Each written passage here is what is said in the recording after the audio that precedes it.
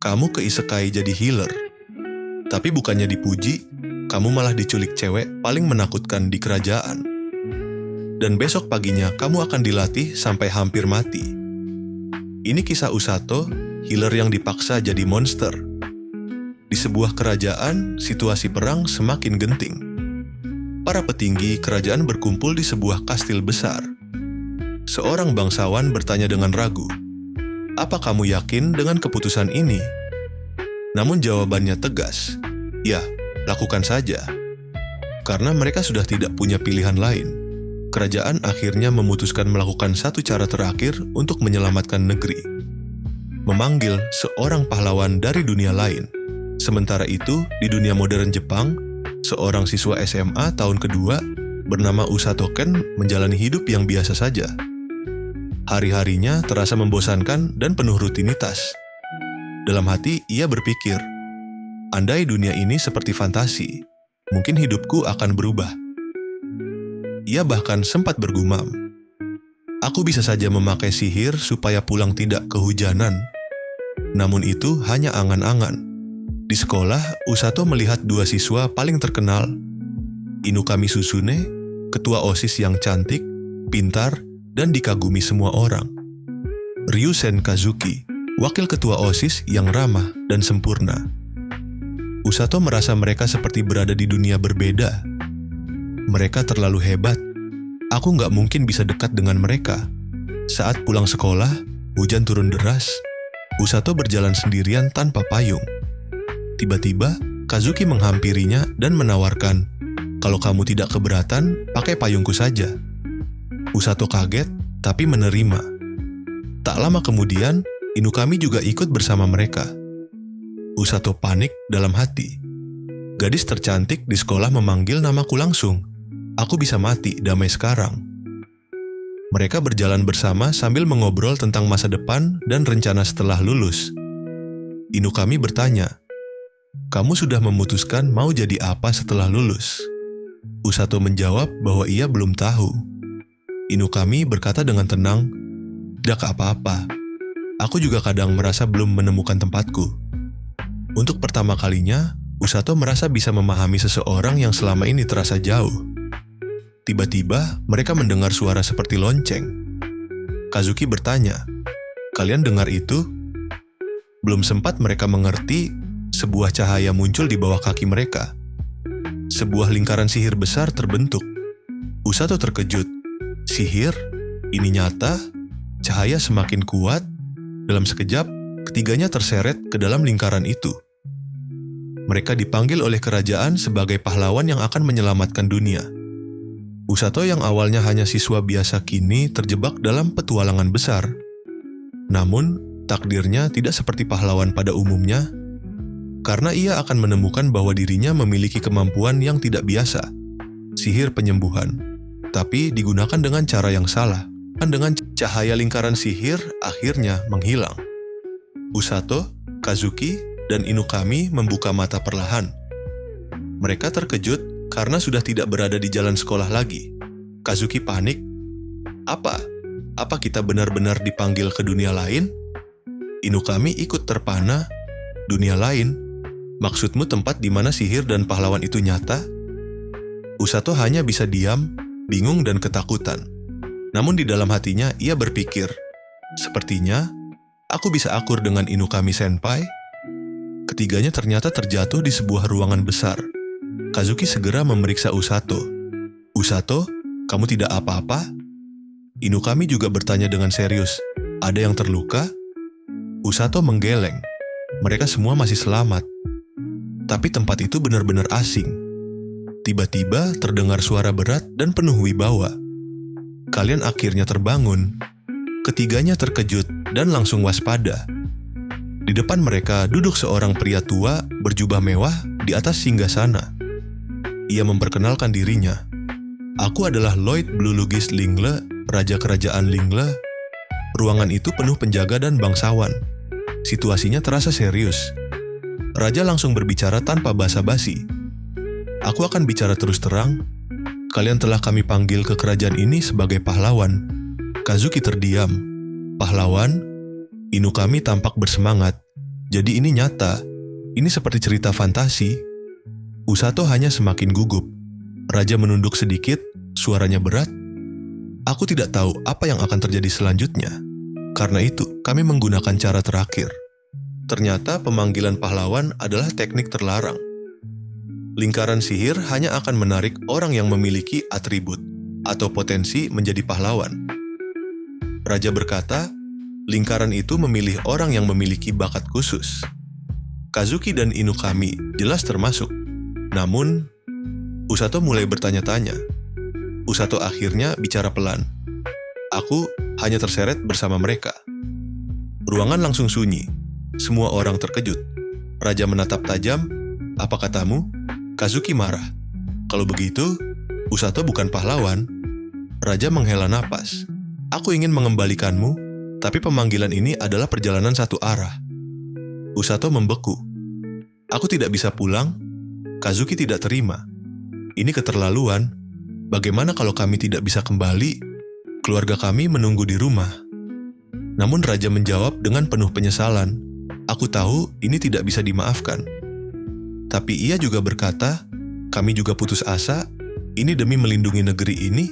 Akhirnya, Raja turun dari singgasananya. Ia membungkuk dalam-dalam di hadapan mereka. Aku mohon, pinjamkan kekuatan kalian untuk menyelamatkan dunia ini. Ketiganya terdiam. Usato tidak tahu harus bagaimana. Kazuki masih marah. Inukami justru terlihat menikmati perhatian itu. Dalam hati Usato, Senpai benar-benar menikmati ini. Mereka kini resmi menjadi pahlawan di dunia lain. Namun ada satu hal penting. Usato bukan dipilih, ia hanya ikut terseret. Dan itu berarti takdirnya akan jauh lebih aneh dan berat dibanding yang lain. Petualangan mereka baru saja dimulai. Keesokan harinya, ketiganya dibawa ke ruang perpustakaan kerajaan. Di sana, seorang penyihir istana bernama Welsi menjelaskan, mereka akan mengukur bakat sihir masing-masing. Cukup menyentuh kristal khusus. Warna cahaya yang muncul akan menunjukkan jenis sihir. Welsi menjelaskan bahwa sihir di dunia ini memiliki berbagai atribut. Elemen dasar seperti api, air, angin, petir, juga ada tipe khusus seperti ilusi dan teleportasi. Suasana menjadi tegang. Kazuki diminta mencoba terlebih dahulu. Saat menyentuh kristal, cahaya putih terang bersinar. Welsi langsung berseru. Seperti yang kuduga, elemen cahaya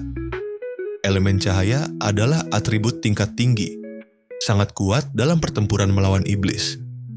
Jarang dimiliki. Hanya orang terpilih yang memilikinya. Semua orang kagum. Kazuki tampak bingung. Cahaya, harus kupakai untuk apa? Inukami justru sangat antusias, bahkan menyuruhnya menembakkan sinar atau membuat pedang cahaya. Usato hanya bisa berpikir, dia benar-benar menikmati situasi ini. Selanjutnya giliran Inukami. Ketika ia menyentuh kristal, cahaya kuning menyala muncul. Welsi tersenyum. Atribut petir yang lebih mengejutkan lagi. Jumlah mana Inukami setara dengan Kazuki. Artinya, keduanya benar-benar memiliki potensi sebagai pahlawan. Inukami tersenyum puas. Kazuki terlihat semakin serius. Kini tinggal Usato. Usato dengan ragu mendekat. Boleh? Aku coba. Saat tangannya menyentuh kristal, cahaya hijau lembut menyala. Tidak terang seperti Kazuki. Tidak mencolok seperti Inukami. Welsi membeku. Wajahnya perlahan memucat. Aku harus melaporkan ini. Ia langsung berlari keluar ruangan. Semua orang bingung. Tak lama kemudian, laporan sampai ke raja. Welsi menjelaskan, kristal itu menyala hijau. Raja terdiam. Itu berarti healing magic. Ruangan menjadi sunyi. Kazuki bertanya, bukankah penyembuhan itu hal yang baik? Raja menjelaskan, penyihir biasa bisa memakai sihir penyembuhan untuk pertolongan pertama. Tapi orang dengan atribut khusus healing magic sangatlah langka. Hanya sedikit orang di seluruh negeri yang memilikinya. Dan lebih mengejutkan lagi, atribut ini tidak muncul melalui kristal biasa. Artinya, bakat Usato bukanlah sihir umum. Ia memiliki potensi menjadi penyihir penyembuh sejati. Namun alih-alih senang, Para pejabat kerajaan justru panik. Raja berkata pelan, "Kita tidak boleh membiarkan orang itu mengetahui hal ini." Tiba-tiba seorang prajurit berteriak, "Rose sama meminta audiensi." Suasana langsung berubah tegang. Semua orang berteriak, "Sembunyikan Usato, jangan biarkan dia tahu." Usato bingung, "Siapa Rose?" Pintu ruangan terbuka dengan keras. Seorang wanita tinggi berambut panjang masuk dengan langkah mantap. Tatapannya tajam. Auranya mengintimidasi. Ia bertanya singkat, "Pahlawan sudah tiba?" Ia adalah Rose, pemimpin tim penyelamat kerajaan. Rose langsung menatap Usato. "Siapa kamu?" Raja mencoba menjelaskan. Dia bukan pahlawan, hanya anak biasa yang ikut terseret. Rose menyeringai tipis. "Begitu ya?" Ia memperkenalkan diri. "Namaku Rose.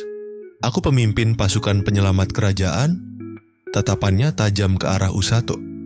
"Kamu terlihat seperti tipe yang sulit mati." Usato merinding. Ternyata alasan kepanikan kerajaan bukan karena healing magic lemah. Justru sebaliknya. Rose adalah pengguna healing magic terkuat di kerajaan. Dan latihannya terkenal brutal.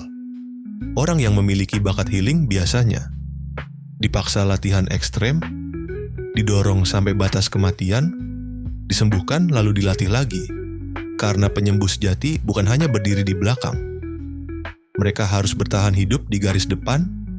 Raja khawatir Usato akan diambil oleh Rose. Usato kini menyadari satu hal. Kazuki dan Inukami menjadi pahlawan dengan elemen kuat. Sedangkan dirinya memiliki bakat langka yang justru membuatnya jadi target. Rose tersenyum samar. Dan itu bukan senyum yang menenangkan. Petualangan Usato sebagai penyihir penyembuh akan segera dimulai. Dengan cara yang sama sekali tidak biasa. Setelah mengetahui kristal berubah hijau, Rose langsung menatap Usato dengan tajam. Kazuki dan Inukami panik. "Usato, kamu gak apa-apa." Namun Rose hanya berdiri tenang lalu berkata, "Jadi mereka ini pahlawan." Raja menjelaskan dengan gugup. Saat kristal berubah hijau, Welsi langsung pucat dan membawa Usato kabur. Rose menyeringai. Ia sudah mengerti semuanya. Rose bergumam, "Hijau? Ya?" Aura menakutkan keluar dari dirinya. Usato langsung gemetar. Dalam pikirannya, kenapa dia senyum begitu? Rose lalu berkata santai, "Lloyd sama, aku pinjam anak ini sebentar." Raja langsung panik. "Rose, tunggu." Tapi sudah terlambat. Dengan gerakan cepat, Rose langsung mengangkat Usato begitu saja. Usato menjerit. Kazuki dan Inukami kaget. "Usato-kun." Raja mencoba menghentikan. "Rose, tolong tunggu." Tapi Rose berjalan pergi seolah membawa barang biasa. Rose menyeringai penuh keyakinan. "Aku akan membesarkannya menjadi penyembuh yang hebat." Kazuki berlari mengejar. "Tunggu, mau dibawa kemana dia?" Kazuki mencoba membela Usato. "Dia cuma terseret ke sini, jangan perlakukan dia seperti itu." Namun Rose tidak peduli. Ia pergi begitu saja. Setelah Rose menghilang, Kazuki bertanya, "Siapa sebenarnya wanita itu?" Inukami menjawab, "Dia Rose sama, pemimpin Rescue Squad." Rescue Squad adalah organisasi khusus kerajaan yang berisi penyembuh dan pasukan penyelamat. Mereka bertugas menyelamatkan tentara yang terluka, menyembuhkan luka parah di medan perang, menjadi garis depan pertolongan terakhir, dan Rose adalah pemimpinnya. Raja menjelaskan, penyihir biasa hanya bisa menyembuhkan luka ringan, tapi pengguna healing magic sejati bisa menyembuhkan luka besar dan fatal. Masalahnya, metode pelatihan Rose terkenal tidak normal. Welsi berkata pelan. Cara Rose melatih orang dipertanyakan. Kazuki dan Inukami mulai khawatir. Welsi menambahkan, bahkan para ksatria yang ikut latihan bersamanya tidak sanggup. Semua orang terlihat trauma. Raja bahkan berkata, jangan bicarakan itu. Artinya, Rose bukan pelatih biasa. Dia monster dalam pelatihan. Di sisi lain, panel menunjukkan Rose berjalan jauh dari kastil. Jelaskan bahwa Rescue Squad adalah alasan kerajaan masih bertahan. Saat pasukan iblis menyerang dulu, Rescue Squad menyelamatkan banyak tentara. Rose memang keras, Tapi hasilnya nyata. Kazuki menatap kosong. Usato, apa dia akan baik-baik saja? Inukami juga diam. Mereka sadar, Usato bukan pahlawan tempur seperti mereka. Dia hanya anak biasa. Dan sekarang dia dibawa oleh orang paling menakutkan di kerajaan. Mereka bertanya, rescue squad itu berada di mana? Jawabannya, jauh dari kastil. Lalu panel menunjukkan sebuah bangunan sederhana seperti klinik di tengah alam. Dan akhirnya, Rose berkata santai, "Kita sampai." Usato terduduk lemas. Rose menatapnya. "Mulai sekarang, ini rumahmu." Usato membeku. "Hah?" Di dalam bangunan itu ada peralatan medis. Tapi suasananya seperti tempat latihan militer. Tiba-tiba, sekelompok pria bertubuh besar muncul. Mereka berteriak, "Selamat datang kembali, Kak Rose." Mereka terlihat seperti bandit atau preman. Usato panik. "Bi bandit?" Rose berdiri di tengah mereka dengan aura bos besar. Usato sadar, ia benar-benar masuk ke tempat yang salah. Setelah dibawa ke markas terpencil milik Rescue Squad, Rose berdiri di depan para bawahannya dan berkata tegas, "Mulai hari ini, anak ini berada di bawah asuhanku. Namanya Usato. Kalian harus akur dengannya." Usato langsung menolak dalam hati. Tidak terima kasih. Namun para pria bertubuh besar itu mendekat satu persatu dan memperkenalkan diri dengan wajah menyeramkan. "Aku Alec. Aku Ghoul. Aku Tong. Aku Guild. Aku Mil." Wajah mereka garang, bekas luka di mana-mana, tubuh kekar seperti mantan bandit. Usato semakin pucat. Namun saat mereka terlalu menekan dan membuatnya ketakutan, buk. Rose menendang mereka tanpa ampun. Jangan bikin dia takut. Ironisnya, Usato justru berpikir, "Kamu yang paling menakutkan di sini." Rose lalu menjelaskan, mereka memang bisa menggunakan healing magic, tapi mereka bukan pengguna atribut khusus seperti Usato. Mereka bertugas memulihkan prajurit yang terluka di medan perang. Namun ada dua orang yang benar-benar ahli dalam healing magic, dan salah satunya adalah Rose sendiri.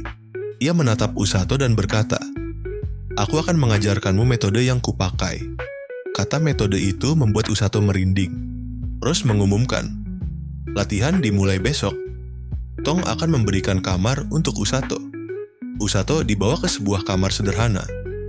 Ternyata tidak semenakutkan bayangannya. Kamarnya normal juga. Tong menjelaskan, pakaian latihan sudah disiapkan. Toilet ada di luar kamar. Ia bisa bertanya jika ada yang tidak dimengerti. Namun sebelum pergi, Tong berkata dengan nada datar, "Latihanmu akan berat. Bahkan lebih berat karena kamu bisa healing magic." Usato membeku. "Neraka? Besok akan jadi neraka." Tong menambahkan, "Kamu bisa menyembuhkan luka sendiri, kan? Jadi kamu bisa terus lanjut meski terluka." Kalimat itu membuat Usato tersenyum kaku. Ia mulai menyadari maksud sebenarnya. Usato bertanya polos, "Bisa jelaskan lebih banyak tentang healing magic?" Tong menjelaskan, pengguna healing magic adalah orang yang unggul dalam penyembuhan. Tapi selain itu, mereka biasanya tidak punya kelebihan lain. Bahkan, dulu, pengguna healing magic sering diremehkan. Mereka jadi target pertama di medan perang. Tanpa sihir tempur, mereka mudah dikalahkan. Di negara lain, mereka dianggap tidak berguna. Usato mengangguk. Itu masuk akal. Healer biasanya di belakang. Namun Tong menambahkan pelan, "Dulu aku juga berpikir begitu." Usato terdiam. Tong tiba-tiba membentak, "Sudah, cepat tidur, bodoh." Usato kaget. Tidak perlu teriak. Akhirnya ia berbaring sendirian di kamar. Ia menatap langit-langit. Pikirannya berputar. Healing magic dan latihan mengerikan, bukankah itu tidak cocok? Apa yang akan terjadi padaku besok? Di luar, bulan bersinar tenang. Namun di dalam dirinya, badai mulai terbentuk. Terima kasih sudah menonton. Jangan lupa like, comment, dan subscribe.